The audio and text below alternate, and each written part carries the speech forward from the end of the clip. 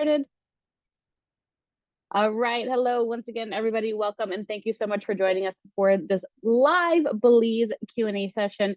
I find that a lot of times people have questions. They don't necessarily know when to ask them or how to ask them. So we put together this live format. So all you have to do is type them there into the Q&A section of your control panel, and we'll get them answered for you. We are also recording this. So if some of you may be listening to this on YouTube, there are a handful of you, many of you who are listening to this live. And so, of course, if you are listening to this afterwards and you have questions that aren't answered here, you can reach out to our team and we can certainly get those answered over to you. So again, my name is Rachel Jensen. I'm a broker owner of a realty company here in Belize called Luna Realty Belize. And I'm also a 12-year expat. So my journey began in 2012 when I made the decision to move to Latin America. So I'm originally from New York State, and I got an internship with a real estate developer. It was a multinational real estate developer based throughout the Central American region. And I decided to take this internship with a real estate developer for what I thought was going to be 3 months. I actually had plans thereafter to go to the Peace Corps. I already had my placement in the Peace Corps. I was to be teaching English in Panama. That would have been the January following graduation. So it left me a good 6 months to really do something between May graduation and leaving for the Peace Corps in January. So I took this internship, a 3-month internship with a real estate developer, and I was based down in their Nicaragua operations. That's where their headquarters are.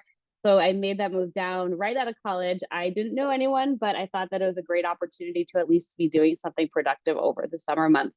And I eventually decided to stay with that organization. It was a fairly tough decision because I already had everything all planned with the Peace Corps. But, I realized that I was learning so much of being in the field with this developer. And while I did not study anything in terms of real estate, business, economics, Spanish and biology. So I thought my Spanish should probably be a little bit better than it is right now. But with that being said, I decided to stay with the real estate development. I was with them for 10 years. And through that real estate company is what brought me here to Belize. So I was working here in Belize with the company and then stayed with them for 10 years, decided in 2022 to leave. I thought I was going to be taking some time off to enjoy Belize. A lot of people come on vacation. They tell me how many wonderful things there are to do. So I thought that's what I would be doing, but instead just jumped right in with the next venture, which was starting the real estate company. So that was in 2022, started Luna Realty Belize. It has been a fantastic couple of year journey. Of course, there's no, real business manual of how to do business in Belize. So you sort of figure it out as you go, which is one of the big key things that I would love for you to take away from this session is that relationships are so incredibly important here in the country. Through those relationships, you're able to get so much more accomplished than if you're not out there meeting and connecting with the right people. But again, I've been here at this point for 12 years. I am the co-host and co-founder of a Belize lifestyle podcast called The Gringa and Local. If you are not yet subscribed to our channel, we're on YouTube, Facebook, many different platforms. Feel free to do that. We talk quite a bit about what life is like here in Belize. I come in from the Gringa perspective, and then I have my local friend Joe P comes in from the local perspective, and we cover many different topics and interview many different people that are key people here on Ambergris Key to hear about what they're up to and really to keep what they've done alive for generations to come. And then in addition to that, in 2019, I think it was, I joined the Belize Real Estate Association board. And so we're currently in process of merging the two associations, which I'm very, very excited about. And from there, we'll be able to have one association and put the licensing in place and everything that we don't currently have in the country. So I do have a Belizean fiance, a Belizean son. This is home. Many times when people are reaching out or getting to know our team or our group here, they're, saying, oh, so are you in Belize right now? And, I think many times people are trying to do real estate stuff from abroad or not actually live in the country, but you really do have to live in the country full time to be understanding the full scope of what's going on here. And so, yes, this is home. Home is Ambergris Key. It's the biggest island off of the coast of Belize mainland. We do spend a lot of time in the Cayo district. That's where my partner's family is based. We have our little river home out there that we go to when we need a little bit of getaway R&R from island living over here. So very well versed though throughout the entire country. We have done real estate throughout the entire country personally and on a professional business level. So if you have any questions about the district, of course, feel free to ask that, and we'd be happy to answer that for you. And then, of course, last but not least, I'm kind of going in circles here on the screen, but I was part of the founding Rotaract Club here on Ambergris Key. Rotaract is for the 18 to 30-year-olds. So when I helped to start that, it was maybe 2017, 17, 18 it was. We got that running, and now there is an active club here on the island. So there are a lot of opportunities here in the country in Belize, and I find that that's something that draws a lot of people in, is that you're able to, if you have an idea and you want to do it and you want to accomplish it, you can certainly do that as long as you put your mindset to it. So with that being said, I'm just going to pull up some topics that prompt topics that you can ask anything that is not on the list here. Sometimes I know it's a little tricky. People don't always want to be the first one. So this may give you some ideas of what it is that you can ask, but you can just find that Q&A section of the control panel and we'll get those questions answered for you. So I see, Tony, I see you are on, and I know that you asked a question also via email. So I'll get that answered for you. Tony was saying, my thought is still be able to have my work remote from wherever I am, but I do not want the business owned by me, U.S. citizen. I don't know if I understand this entirely. I'm thinking in time I'd create a business or an international foundation of sorts. So let me go to the beginning there. And Tony was saying he still wants to work remotely. So I think working remotely is a fantastic option for people who are looking to relocate here in Belize. Belize is very strict about work permits and granting jobs to foreigners that the locals can do. So they're really protecting their local people, which I completely understand and think that's fantastic that they do that. If a company is going to be bringing a foreigner in, then that local company has to be able to prove that they tried to find somebody who has those skill sets here in the country. And then if they can't find it, then they can bring somebody in from outside. So in that case, that's when the Belizean company would help that employee that they're bringing in apply for a work permit. And that work permit would be valid for them to work with that company only. Now, I know a lot of times people are saying, well, I can't quite retire yet. I still need to be making an income. Please do also remember that salary expectations are probably very different than what you may be making right now. So here in Belize, the minimum wage is 5 Belize dollars an hour. That's $2.50 per hour. It sometimes is even less than that, depending on the field that you're in, and sometimes more than that, depending on the fields that you're in.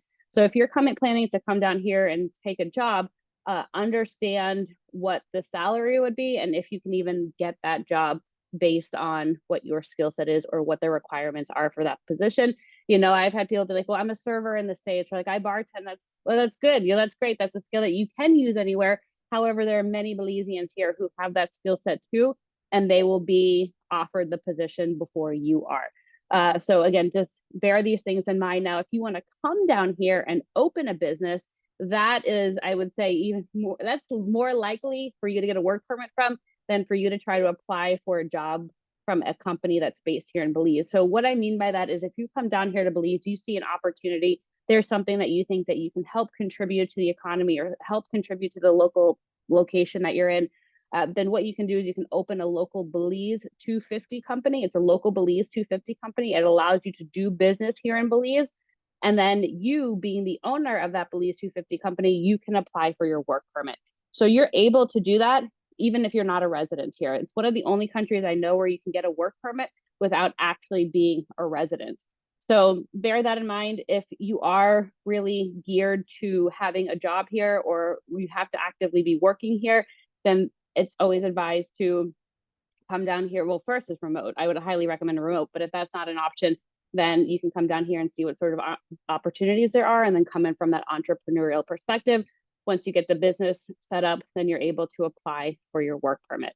So I think, Tony, you just sent over some more information there as well. But for some people who don't necessarily, like if you still want to work remotely, you can still work remotely for yourself, right? Let's say you have a consulting business. That's probably one of the things I see most commonly happening here with foreigners when they're coming down. They'll either open up a consulting business or they'll do something online with as long as they have good internet. And in many parts of Belize, you do have good internet.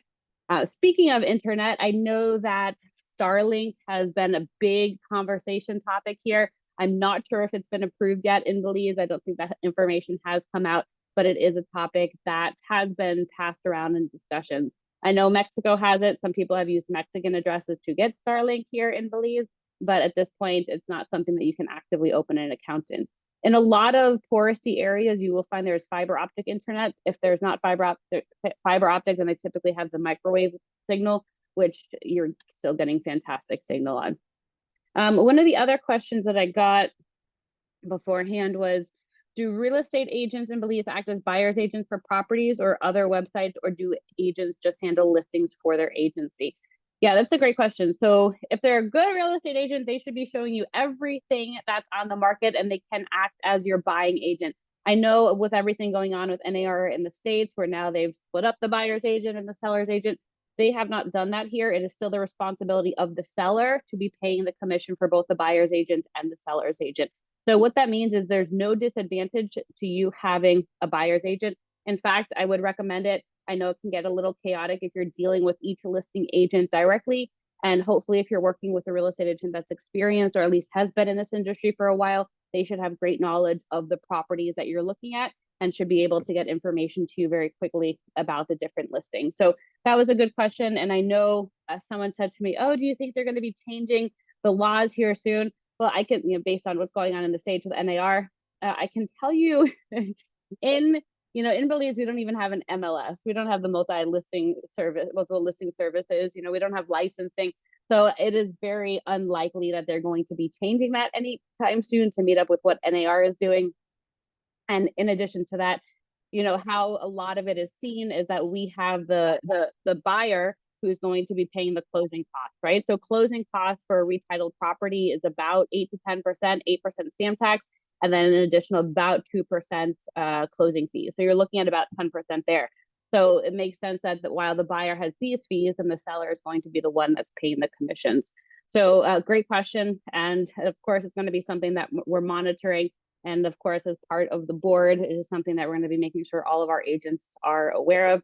Now, even though we don't have licensing right now for real estate agents, we do have an association the two associations, they're in the process of merging. And through those associations, our goal is to be offering licensing because we understand the importance of having the professionalism behind real estate agents here. Right now, it's so funny. You could go anywhere in this country and everybody just seems to be a real estate agent. This person knows this person who's selling this property, and but then actually it's sold already, but they didn't know that. And so it can get a little chaotic, but at the end of the day, work with somebody who this is their industry. This is what they do all the time. We know a lot of what's going on in the industry, in the real estate space, because we work with a lot of the different agents and because we're here full time. So important for you to know. Oh, this is a good question from Gary and Rachel. And they said, can you discuss how long it takes to receive the title after closing? Can you discuss how long it takes to receive the title after closing?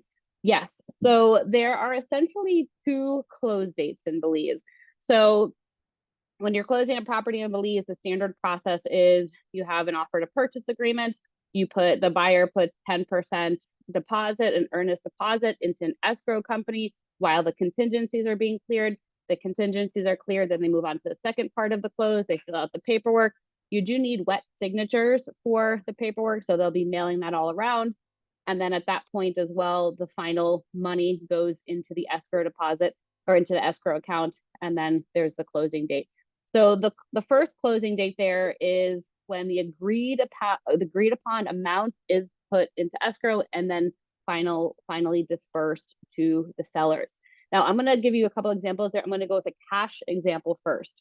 So let's say it's a cash transaction. You put that first 10% into escrow, then everything looks good. You put the last 90% into the escrow deposit account, and then everything looks good. All the boxes checked, all the paperwork is in, and then there's a close. At that time, the closing company is going to confirm that your property, your purchase, has been registered with the lands department. And they'll give you what they call an LRS number or an LTU number. Essentially, it's your tracking number so you can see where your property titling is in the titling process. It does take, anywhere from about 12 to 18 months to receive your physical title, about 12 to 18 months to receive your physical title. But once you have that LRS number, then you're set. You know that the property's been registered. Upon that first close, that's also when the possession of the property will go to the buyer. So I'd say the second close is when you receive that title. However, at that point, nothing really needs to be done. You're just going to be receiving your physical title from the lands department. I'm going to give you a second example. So the second example is if you're doing seller financing. So let's say you're doing 50% seller financing. So you put that 10% into escrow. The next agreed upon amount is 40% to get to that 50% total. You put that 40% in, and then there's the first close. So the seller receives that 50% that was agreed upon, and then you are becoming the owner at that point of the property. You have the right to occupy it and to use it. Now, average financing here is anywhere from 3 to 10-year term with the seller, and the title is actually not being transferred until that property is paid off in full. So you'll have that escrow company, that closing company that's still acting as that middleman between the buyer and the seller. And that closing company is going to hold on to that physical title, that physical piece of paper, because that is very important in the close process. And without that physical title, the property cannot be sold. So they're holding on to it. They are confirming that the property is not going to be sold. It's being financed. And once the property is paid off in full, then they can apply for the title transfer. Now, a couple of things to note about this, if you are doing seller financing, is going to be about the closing costs, because at any point, the closing costs in this country could change. So if you're doing seller financing and you are not closing on the property, then closing the property in the sense that you're doing a title transfer, then in 10 years from now, when your term ends, the closing costs may be more than that.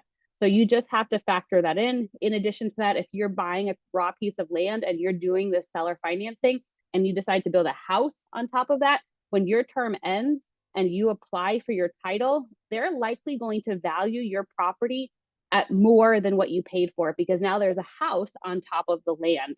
So that stamp tax, that transfer stamp tax, is likely going to be more than what it was if you just closed when you had the lot.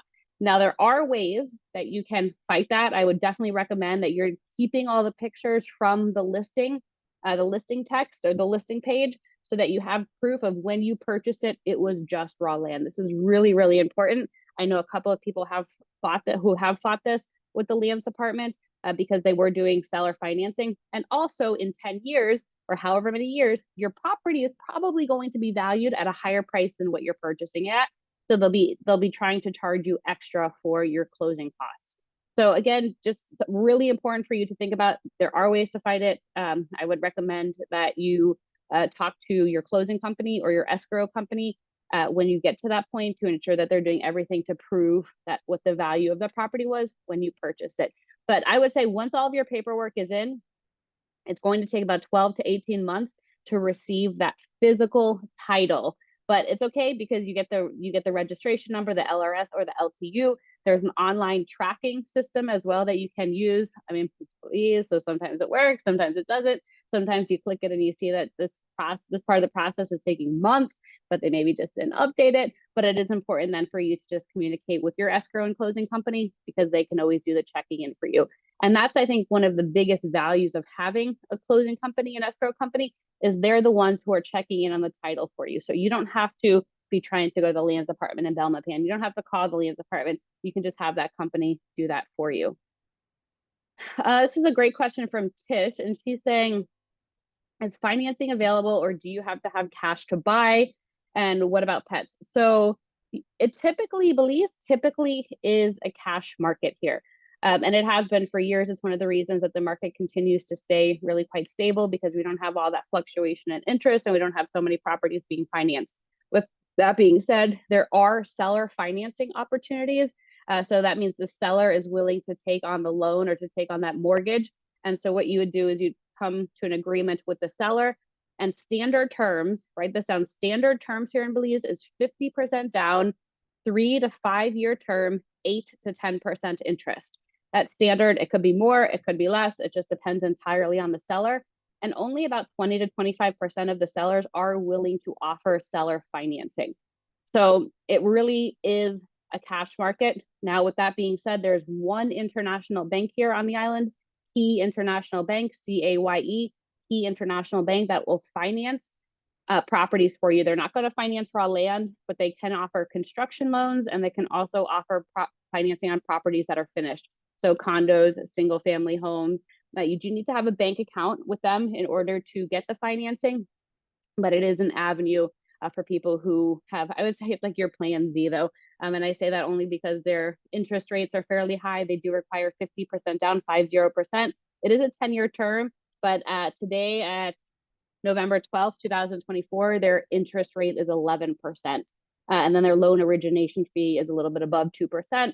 And then your monthly fee to have your bank account open, your service fee is about $14.50 US.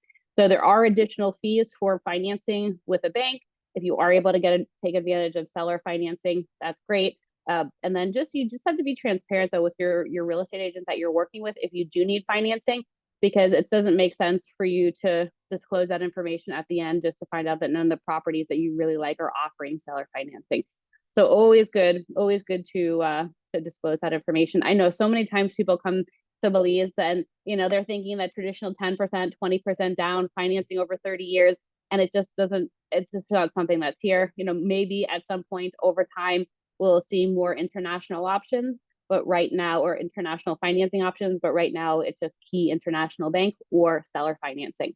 And to elaborate on that point a little bit more, what happens is if you're looking for a property that you want to be a rental property and you want to do seller financing, many times the numbers are not going to pan out because your monthly payments are high, right? If you're doing a financing term over a 3 or 5 years, interest rate 8 to 10% and 50% that you're financing, you're going to have higher monthly payments than income that's coming in. So, sometimes people say, well, that's okay if I only have to pay a little bit, right? I'll offset it with the rental income, but understand it's still going to be a little negative, but you just have to set that expectation. I know in a lot of real estate classes, they teach you about leveraging, leverage. And here leveraging doesn't really make sense. The cost of financing is expensive. So you just have to play out those numbers, pen them out, and see what's really important to you. Tish is asking about pets and what about pets? So if you have the domesticated pets you're able to bring, it's really just dogs and cats. I know someone who wanted to bring in chickens and somebody who wanted to bring in some other farm animals. And while it's not impossible, it's certainly not as easy as a cat or a dog. And Baja, B-A-H-A, they're the ones who are in charge of offering and approving your permits for your pet, but you need to show you had a rabies test, you need to show, or rabies vaccine, you need to show they have a chip in them. I think they're still requiring that. There's a whole list of requirements, but it's certainly easier to bring a cat or dog in.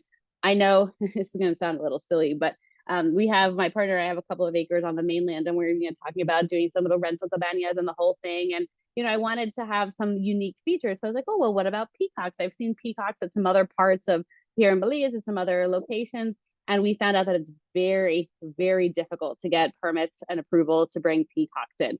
And they're like, well, maybe as a favor. And I'm like, no, I'm not putting a favor on bringing peacocks into the country. So, there are some things that are going to be a little bit more difficult. But if you're just typically bringing a cat or a dog in, that's certainly easier and whatnot. And especially if you're bringing your dog in from outside of the country, because they do need to have that rabies vaccine, they do need to have the chip. And the reason that I say it's easier is because if you live here in Belize and you're trying to bring a Belizean dog back to the States, it's a lot more difficult. The States has a bunch of requirements that's just unfortunately not available here in Belize. So you either have to go to Mexico to get it done, or you have to ship whatever is being required from the States, and that gets very, very costly. Gary and Rachel saying, can you occupy the property, the land, while waiting on the title, or even sell the property? Yes, you can certainly occupy the land when waiting on the title. Once you get that LRS number and the LTU number, the tracking number, then at that point the property is yours. Like, you'll get an email from the closing company and say, congratulations, we've closed on your property. Here's your LRS number. Once you receive that, then at that point the property is yours. You have the right to occupy it. If you are financing, then you can even typically build on it. Sometimes some sellers will require that they are notified if there are any changes to the property. So that's something to bear in mind as well. It just all depends on the individual sellers. But yes, you can certainly occupy it while you're waiting on the title. So you have that LRS number, and then you can even sell the property once you have the LRS number. It is going to complicate things a little bit or just make it a little trickier. Some agents will not show a property if you don't have that title, because it just becomes a waiting game at that point to get that physical title. And in order to really properly close on a property, you need to have a physical title in hand. So it is possible, at that point, then you're going to likely be working with the same closing company that processed the title before you, the one that is where they have the LRS number. So you'll typically be working with that same closing company because they're able to go in and just adjust some things. But it is possible. I know that, there's always emergencies and things happen and you do need to liquidate. This brings me to another point where if you are looking to make money on your property here in Belize, you purchase it now and you want to sell it and make a profit, I really wouldn't recommend selling it for at least 3 years. 3 to 5 years is what we tend to see the amount of time required to make money on your property. And a lot of that is you have the purchase price and you have about 10% in closing costs. So, we're going to let it continue to appreciate so that you can make your money when you're selling. So yeah, great question, Gary and Rachel. Of course, you can occupy it and you can even sell the property, but there's just going to be a couple of more loopholes that you have to go through in order to do that. I'm going to go through a couple more questions here that I got online on email, but feel free, of course, to just type in the Q&A section and we'll be able to get those answers for you. So this person is saying, what is the food like? Spicy. I mean, no, not all of it, but here in Belize, the Belizeans love their hot sauce, right? So you will tend to find that there's hot sauce on every single table, but it's okay. They don't douse everything in hot sauce, but you'll find out a lot of habaneros. You'll find a lot of hot sauce. Marie Sharp's is one of the most popular. So you will tend to find that throughout. If you're ever looking to bring gifts back to somebody, then that is a great option to be bringing back. It just adds some spice to the food without taking away the flavor. It's delicious. But really, you'll tend to find that the tropical produce here is something you're going to encounter a lot. So bananas, plantains, watermelons, pineapples. What else? We have papaya, dragon fruit, passion fruit. These may be some new fruits to you, but it is a very, very good selection of fruits here in Belize. And then, of course, you have your traditional vegetables, right? So you have carrots, tomatoes, okras, those sort of that sort of produce. And what you'll find is that when you're looking at produce prices or just generally prices for food here, they can get expensive, right? I just had a meeting earlier this morning with a couple of people who are in town for a month, and they said, we just didn't expect our Triscuits. If you're listening to this, Thomas, but they said we didn't expect our Triscuits to cost $7.50 US. It's $15 Belize for a box of Triscuits. Where typically in the States, you get them for $3.99 and buy one, get one free. And so what you'll tend to find here is that imported items are going to be pricier. So they're imported, meaning they come into the country, they pay customs and duty fees, and they're further shipped out to the island. So they are going to be pricier. What I always recommend, is looking at the local food, the local brands. There's always going to be a local equivalent. Well, maybe not always, but in many cases, there'll be a local equivalent where you can just have that option instead. And so you'll learn, especially if you're planning to spend more time here, as you are spending more time down here, you'll learn where to shop. You'll learn about the equivalents. As they get to know you more, they start to give you discounts as well. So you'll start to see some random discounts pop up at places that you're going to often. But it is something, of course, to be considering. If you have a very specific allergy, and you're going to restaurants, you'll certainly want to disclose that up front. And if they seem like they don't understand what you're saying, like if you tell them I'm a vegan, like, hey, okay. It's like, no, you just tell them no dairy, no meat, no butter, nothing, no XYZ, so that they can be sure they're accommodating you. But otherwise, you are typically able to find options here. However, going back to the original question, it is fairly heavy on the meats. So you will find chicken. Chicken is very commonly used here, and then pork. The chicken and pork here are very, very good. Beef tends to be tougher than what you would typically find in many other countries. A lot of the good cattle is exported. And so what we get here just tends to be a little bit chewier. Now, with that being said, it's not impossible to find good meat, but I wouldn't necessarily come to Belize for the steak necessarily. Next question. This is a great question from Tony. Let me actually go back with one more point about the costs and whatnot of food. So, we were just talking about this, that couple that I met up with earlier today is, you may be spending $15 Belize on a box of Triscuits, but then you're getting a tray of eggs, 36 eggs, organic, free range, you know, the whole thing for $7 US. So, you know, you got to choose what's important to you. But if you're really, really picky, this may be a fairly difficult place, but you can tend to find tons of produce, and of course the chicken, the eggs, and the pork. All right. Tony said, how hard is it to replace a laptop or computer if mine crashes? Oh, that's a great question. It can be fairly difficult. Now it just depends on what sort of computer you have and what model you have. There are generally people on the islands and throughout Belize, but you'll find it more on the islands and places where there are more businesses and whatnot, that people can do general replacements or fixing of things. However, they may not necessarily have the specific brand part that is needed to fix. So for example, I have a MacBook over here, and I can tell you that none of the people who are fixing Macs over here have the authentic, true Apple parts to replace. Now, they may have a replacement battery, they may have the replacement screen, but it's not going to be the real Apple brand. If that matters to you, then you don't want to get it fixed here. If it does matter to you, or if it doesn't matter to you, then you get it fixed here. If it does matter to you, then you probably want to go outside of the country to get it fixed. I know for us, whenever we have issues with our technology, we tend to go into Mexico. We can find the authorized Apple dealerships and stores there. Again, this is specifically for an Apple, but it just really depends on what that issue is. But for phones, for example, there are many people here that can fix phones. I know I've had mine go through all different situations. You know, fell in the water off of a dock at one time, and I remember just being very pregnant at that point, and I just watched my phone go down, and I was like, well, I guess I'm gonna have to part with my phone right now. But there's a very nice gentleman who jumped into the water, picked up the phone for me.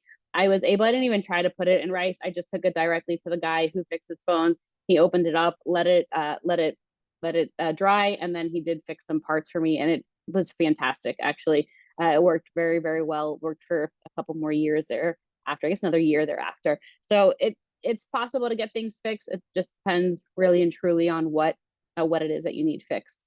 Now, the other thing I'm seeing is about Amazon. So this is another topic too that came up this morning with that couple, is that we are so used to in North America having quick access to everything and anything. You know, depending where in the world you are, you may have Amazon delivery in 2 hours.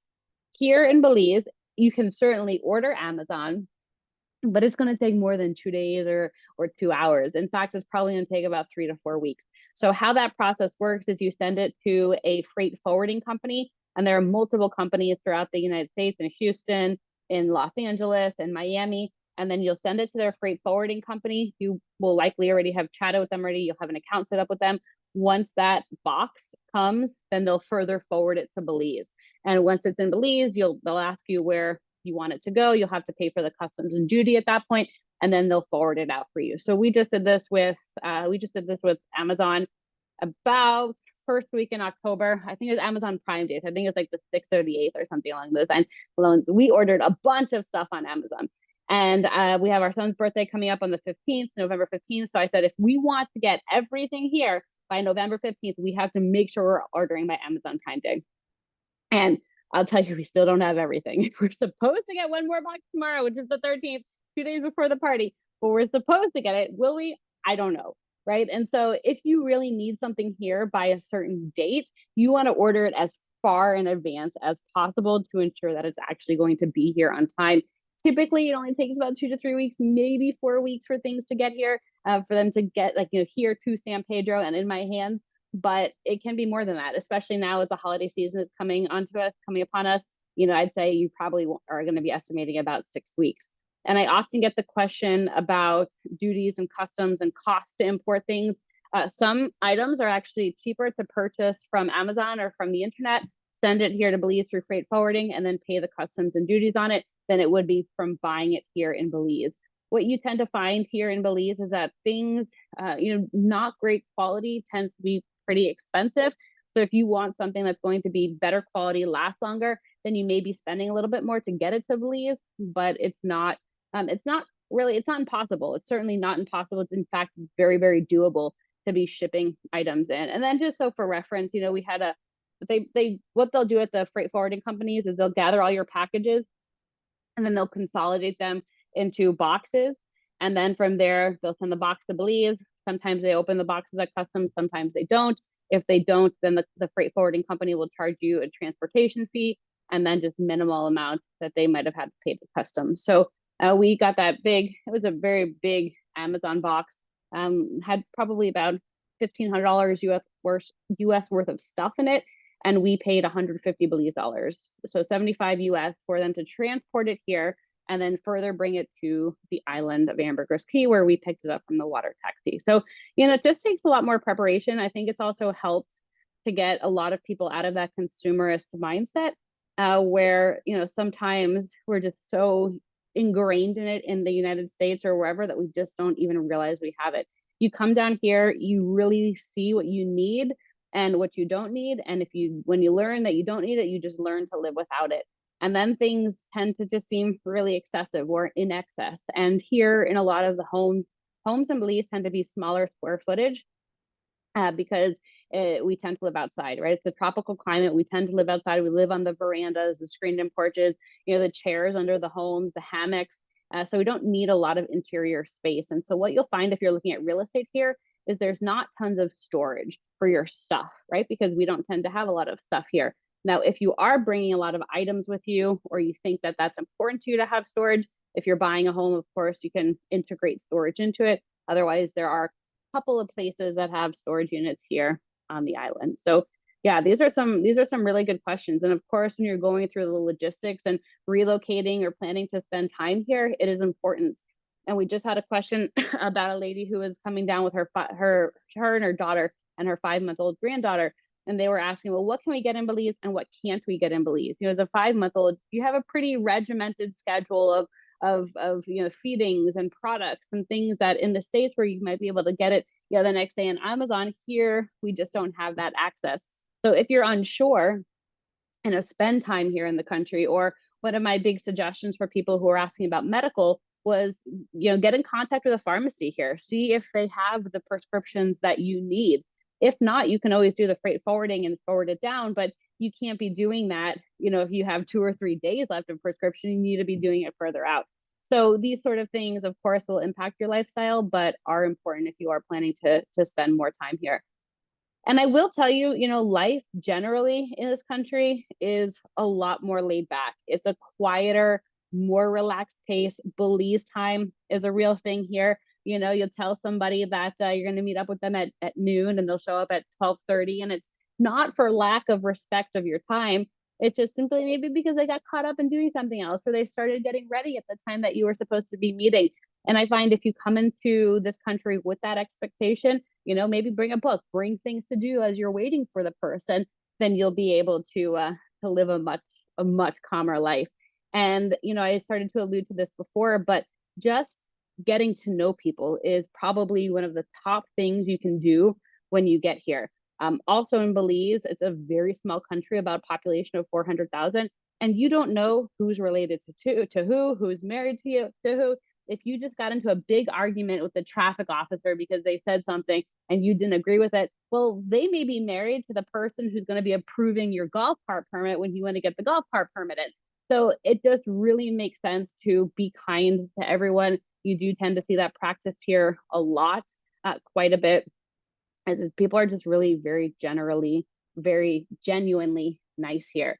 And I will say, some unexpected quirks. One thing that I did not expect, so I came from the Northeast.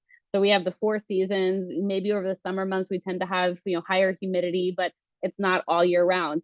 What I have found here in Belize that I did not expect that I would need to do is put so many things in the refrigerator after opening it. And I mean, anything from that Triscuit box to a box of cereal. You open the refrigerator and there are things in there that you didn't even know that you should be refrigerating, just because it tends to get stale quicker. So it's something I didn't expect it, but it is something that we have been doing. I can talk for hours, like really and truly talk about life here in Belize for hours. So if you have anything specifically that you want to hear about in the Q&A, feel free to type that in there. Otherwise, we can always do additional sessions. People can add and ask more questions prior to coming on too. So we have more of a formal schedule here. But this was really just for people who are looking at spending time here, wanting to know what some things are that maybe we don't necessarily cover in the YouTube videos or aren't necessarily covered in listings or anything along those lines. Just coming back to that general life in Belize is just, you have to learn to be patient. You're coming to another country. They have their ways of doing things. It's an independent country. It is independent from Britain, but they only gained their independence in 1981. So even though they don't necessarily need to reinvent the wheel in many things, they're doing it, right? They're doing it the Belizean style. They're doing it their own way. They don't have everything figured out. Life here is certainly not perfect, but it's a trade-off, and you have to determine if you are able to handle that trade-off, and if it's something that you are comfortable with. But I'll tell you, you're not the first person who's relocating to Belize, and you probably won't be the last person who's relocating to Belize, but you can certainly be the smartest person moving to Belize as long as you are preparing for it. And it's just setting that mindset, adjusting your mindset. I know a question that we've had before is just generally, about the lifestyle here. Remember that Belize it's still a Catholic country. So while it's free in many, many ways, especially compared to the United States and many other countries right now, it's, don't want to say lawless, because there are still laws that you have to follow and rules that you have to follow. It is far less intrusion, I would say, from the government than anywhere else I've lived. And that's, to me, something that I find really, really important.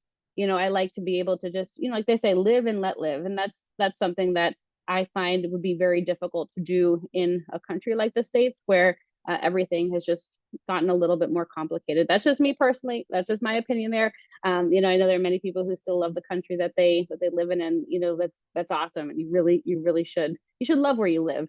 And I find that here in Belize, for me personally, I found that it is very easy to do that. But again, it all comes with building the relationships, getting to know people, getting to know the local traditions and cultures, and adapting to them instead of trying to change them. Because if you come in and you try to change things, it's going to be a long, frustrating road for you. But with that being said, we went for about 45 minutes here, so longer than I did anticipate, but a lot of really great questions asked. Again, I can go on and on and on, but I don't want to bore anyone here. And we can always do a next part, a next series, to answer the additional questions that people may have. So once again, thank you everyone so much for joining us. We appreciate you joining us live here, and I look forward to seeing many of you in person at some point. Bye, everyone.